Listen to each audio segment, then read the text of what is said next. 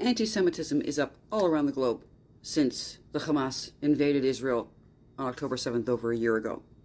In Canada, in Toronto, we've had a 93% increase in anti-Semitic hate crimes. Over in BC, they've had a 62% increase. Montreal has had a 250% increase of anti-Semitic hate crimes.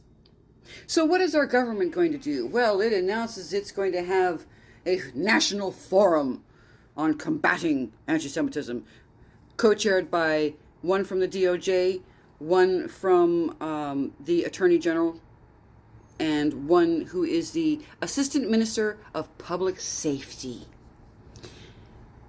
This is a public show. This is bullshit. This will be a whole bunch of recommendations, much like almost a decade ago, there was one for the First Nations had like 88 recommendations, and when I did a video on it about a year and a half ago, they'd done 12. The same school in Toronto, a Jewish girls' school, has been shot at for the third time in Toronto. In the country where guns aren't supposed to be around, but they keep floating north from the United States since they don't want to control their guns. And Canada, as I just mentioned, it's going to do something about anti-Semitism, right?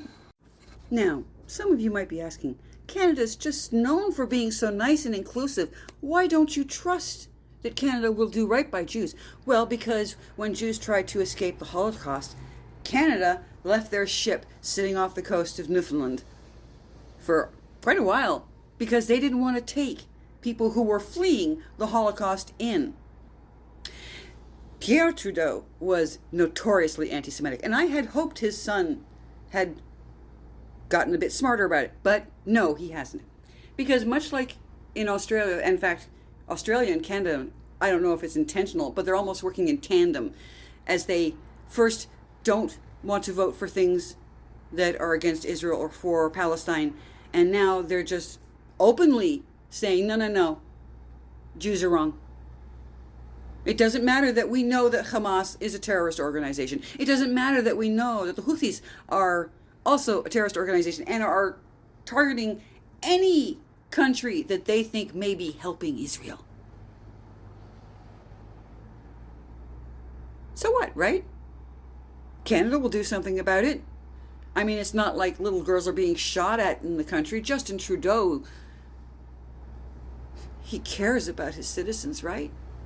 Except, as I've pointed out, Jews are 0.2% of the population. Islam is 23.4% of the global population. So all across the globe, much like in the first round of the Holocaust last century, governments are saying, it's not affecting me. It's just them. They didn't blow up a single set of train tracks going to any of the camps because they didn't care. There are a whole bunch of long excuses they'll give, but what it all comes down to is it didn't matter to them. And now, in the very selfish political atmosphere that we have on the planet right now, Jews, despite the fact that everybody seems to know about us having such a small population, the politicians have realized that we actually don't have that much in the way of a vote because there aren't that many. You can't sway a vote when you don't have enough people. 0.2% of the population is not enough to sway the vote. Almost a quarter of the population is more than enough to sway the vote. France, where a Jew's life isn't worth the same as a dog's, and that's been proven in court, they're trying to claim that someone who has dual citizenship with Israel can go and be in the IDF. So if they have dual citizenship with one of the Muslim countries around there, they can go and join the Palestinian resistance. Because joining a terrorist organization is the same as joining an army that's defending a country.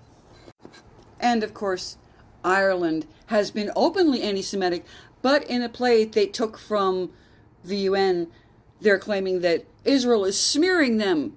We're smearing you for pointing out that you're being bigots and terrorist sympathizers, because we're not supposed to point that out. We're just supposed to take it. And this is one thing that drives me nuts about how people talk about Jews. I grew up listening to everybody whine and bitch. Why didn't the Jews defend themselves? Why did they just walk into those showers? Why did they just walk onto the trains?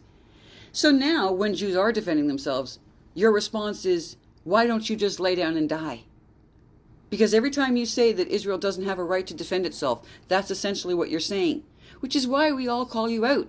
Because you're not caring about children. If you did, you would care about the child abuse in Gaza.